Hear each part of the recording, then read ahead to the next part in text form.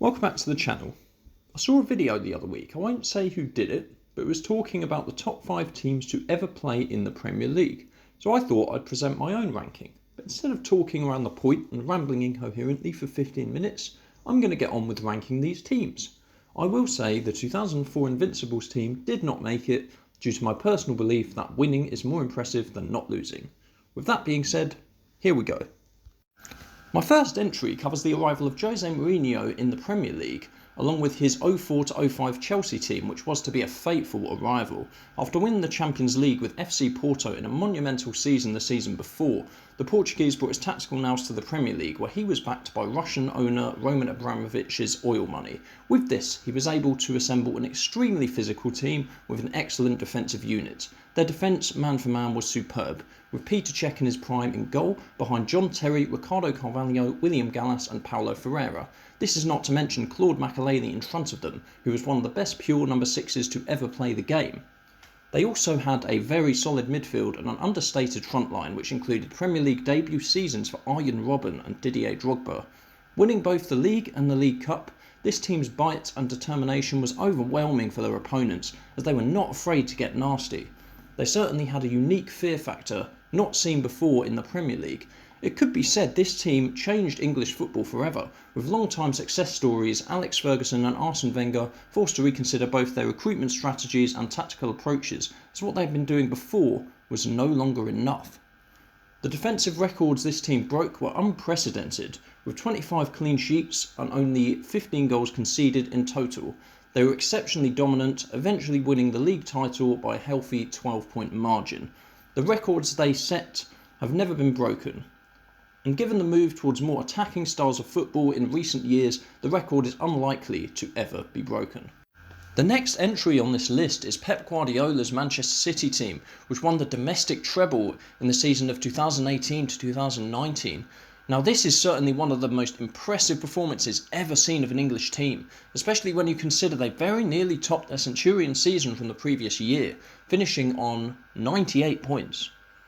They were without their key player Kevin De Bruyne for large parts of the season, and they showed their incredible squad depth with the emergence of Bernardo Silva as a central midfield player. David Silva continued to thrive as part of the midfield three, which led to a largely dominant year for City, in spite of being pursued by an extremely game Liverpool side. They also possessed a solid defence, with Aymeric Laporte coming in to solidify a previously shaky back line. This team outplayed their opposition with dynamic passing and positioning only seen in Guardiola sides.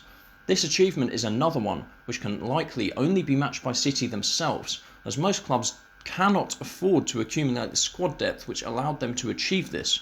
The only thing stopping this team climbing higher on the list was relatively poor opposition all the way through the FA Cup.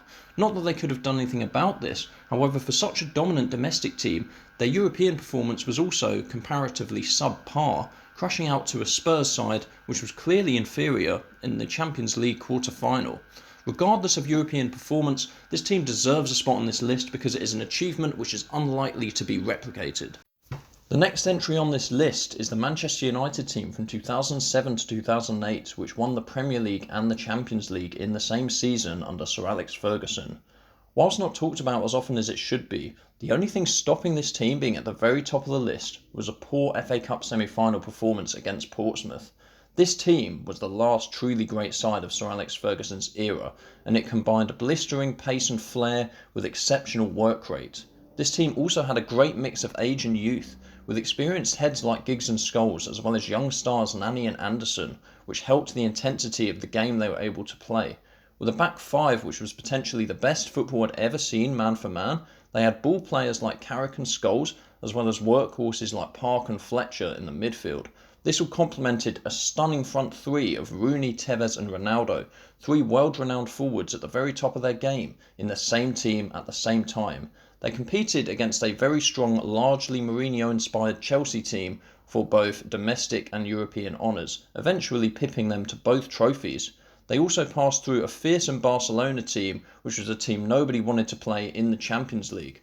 This team potentially underlined Alex Ferguson's style the best out of any of his incarnations, with quick passing, beautiful counter-attacks, as well as a solid defence. By winning the Premier League and the Champions League, they completed an achievement only one team had done before them, and no one has done since. So we're now down to the second greatest Premier League team of all time. Now this is the Manchester City team from 2017 to 2018 under Pep Guardiola, which is also commonly known as the Centurions. With Pep Guardiola's sides having a reputation for playing some of the finest football the world has ever seen, there is an argument that we've never seen his philosophy put into better practice than in the Premier League season of 2017 to 18. Their 100-point haul was historic, with a goal total of 106 goals, which was almost unfair. With creative attacking talents, Kevin De Bruyne and David Silva playing as part of a midfield three, this side were feared by every opposition they came up against. With a footballing system which complemented not only the individual abilities of the players involved, but also the sum of all their parts. With Kevin De Bruyne in the form of his life and almost unplayable, this team created unprecedented amount of chances, as well as dominating the ball in a way which made the other side's impending doom feel all but inevitable.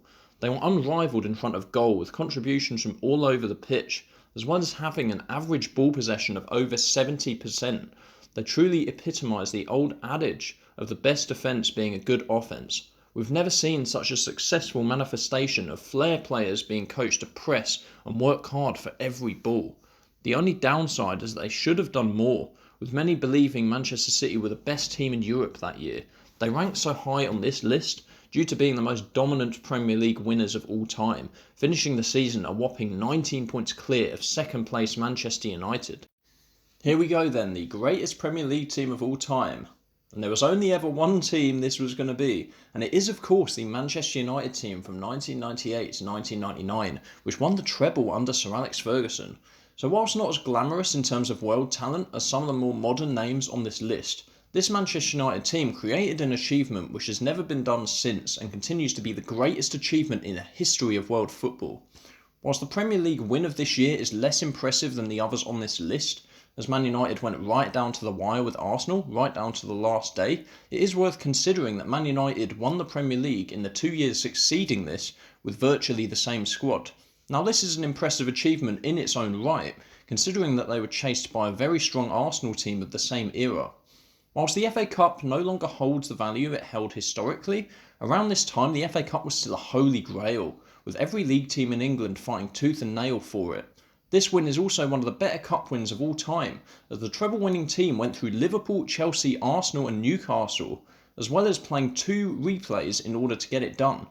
In addition to this, whilst there were less matches in the 1999 Champions League, Manchester United got through a group stage which included Rivaldo's Barcelona, as well as eventual runners-up Bayern Munich. They also went through a Ronaldo-inspired Inter Milan team and Zinedine Zidane Juventus team in order to get to the final. This was a brilliantly balanced side, with work rate and flair in equal measure, however certainly a team greater than the sum of its parts as well. If you look at all the teams that have been in the Premier League, the Invincibles, the Man United double team, the Arsenal double team, the Man United Champions League and Premier League team, and the greatness that Man City have achieved over the last few years, all things considered, they've never done what this team did. So what this team achieved, with the competition they faced, will probably never be replicated. That's the list then, guys. Thank you so much for clicking on this video and taking the time to watch. Let me know what you think. If you've got an alternative list, please leave that in the comment section, and I will see you next time.